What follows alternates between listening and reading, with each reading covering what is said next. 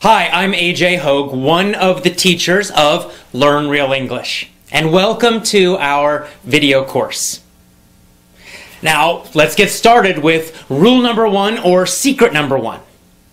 And rule number one is to always learn English phrases.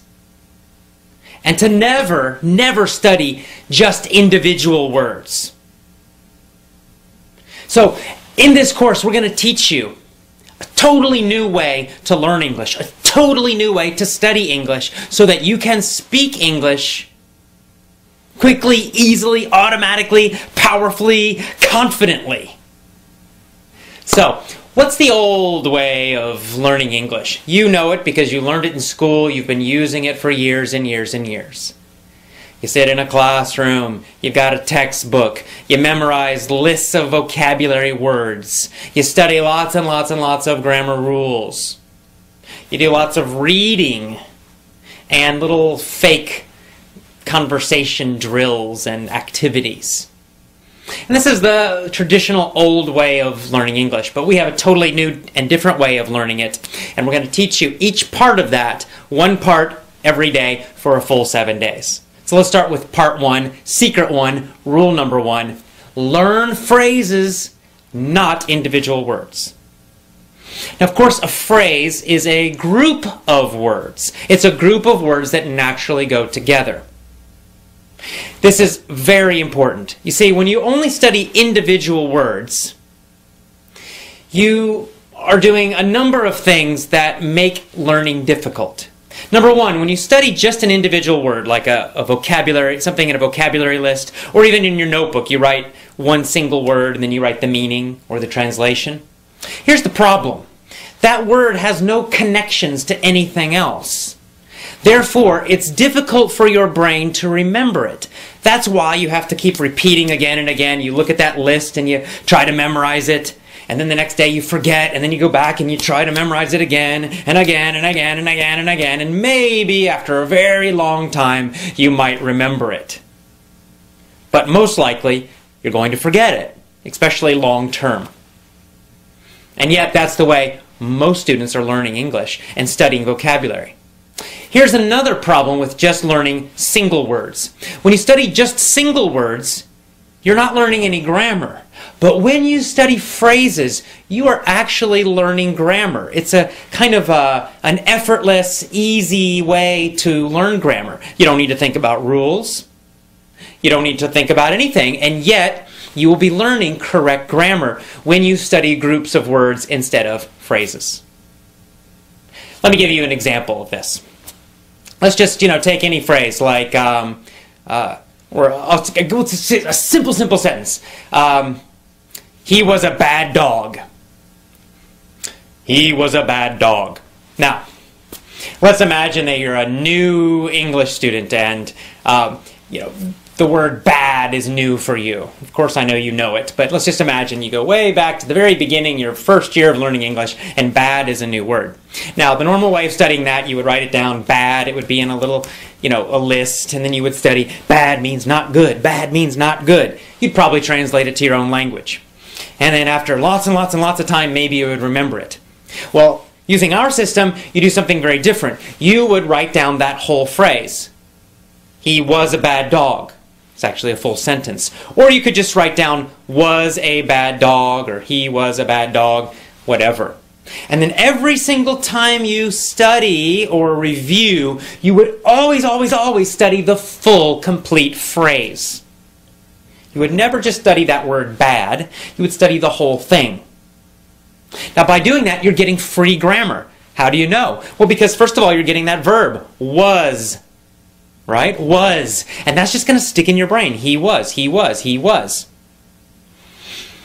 You're also learning articles. You don't need to remember what that means. You don't have to even worry about it. And yet you know that it's correct to say, in this situation, a bad dog. He was a bad dog. Some people say a. He was a bad dog. Both pronunciations are correct. So he was a bad dog. He was a bad dog. A lot of students have problems. When do I use or a? When do I not? When do I use the? and you're trying to memorize all these super complicated rules and situations for it, forget that. It's too complicated. You'll never remember it. Just study phrases, and you'll start to feel when to use it, when it's correct, when it sounds correct, and when it sounds strange, when it's not correct to use those things.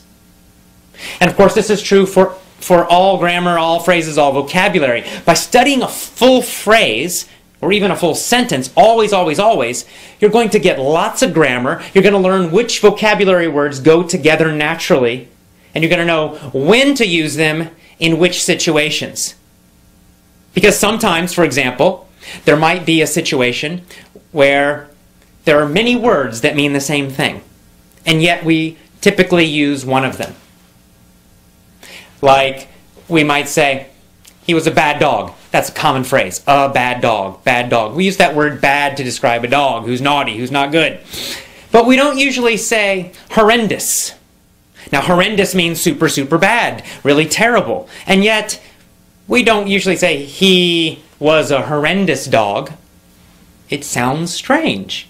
Even though the meaning is basically correct, yet in normal, real English, not textbooks, but real English, we just don't use that word to describe dogs. Not usually.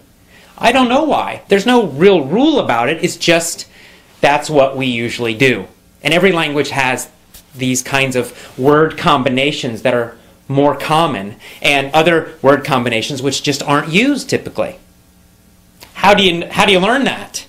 Well, you can't learn it from any rules, because there are no rules about that. You have to learn it by studying phrases always. Always, always, always study phrases, review phrases. Whenever you learn a new word, don't just write down that individual word. Write down the full phrase, or even better, the full sentence that it's in. Always include the words that are around it. This is going to help you improve your English speaking ability much, much, much faster. Even better, when you write down the phrase, also write down where the phrase came from to remind yourself of the whole situation. So you might, let's say you find a new word in a newspaper article.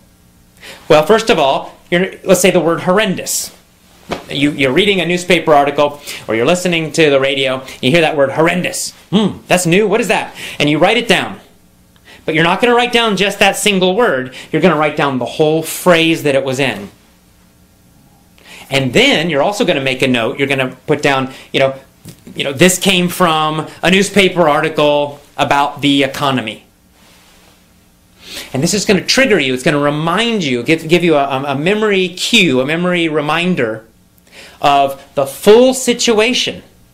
So now you're not only getting just this single word, you're getting the full phrase or sentence that it's in, and you're also reminding yourself where that sentence came from. What was the general topic? What was the general situation?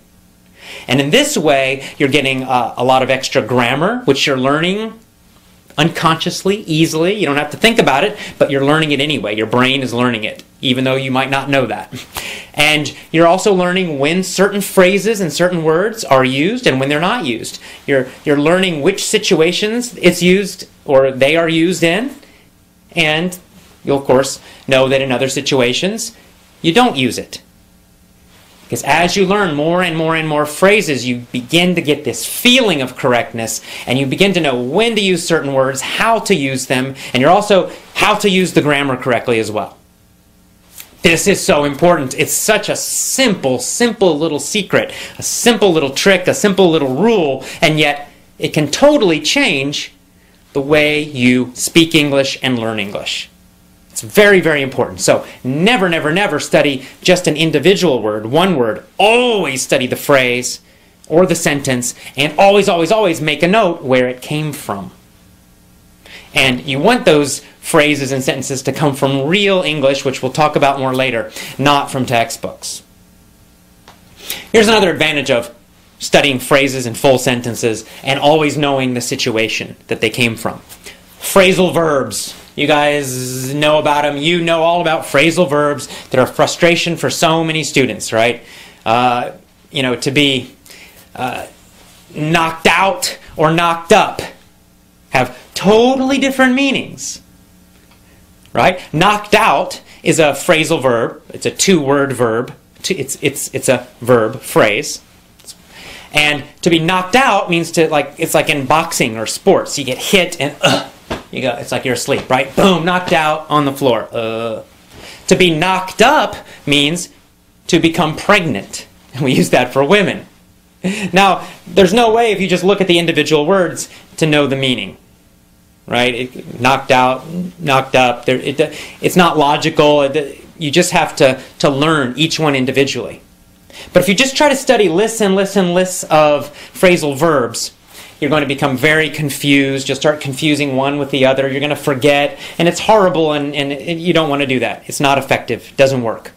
But if you learn those phrasal verbs from real situations, real sentences, real articles, real audios, real speech, and then you always study them in the whole sentence, so then you know the situation, right? If you get the whole sentence, the fighter knocked out the other fighter. And you're always studying that full phrase or sentence. The fighter knocked out the other fighter. You're going to just naturally know, you got that word fighter in there, helps you to remember the situation. And it helps you to remember the meaning of that phrase, knocked out. Or you can say, the woman got knocked up by her boyfriend. Right? So now you're like, oh yeah, boyfriend. It gives you a clue, gives you an idea of the meaning of that phrase. And you'll know that you always use that phrase in situations that describe pregnancy. This is much better than studying lists and lists and lists of phrasal verbs. So, what's our first rule? What's our first secret? Always, always, always study phrases, groups of words. Always write down a note about where the phrase came from to remind you of the situation. And no more, never again, study just individual words. And that's all. That is powerful secret number one, rule number one for learning to speak fantastic, amazing English. Start using this rule immediately today. Okay? We'll see you tomorrow for rule 2. Bye-bye.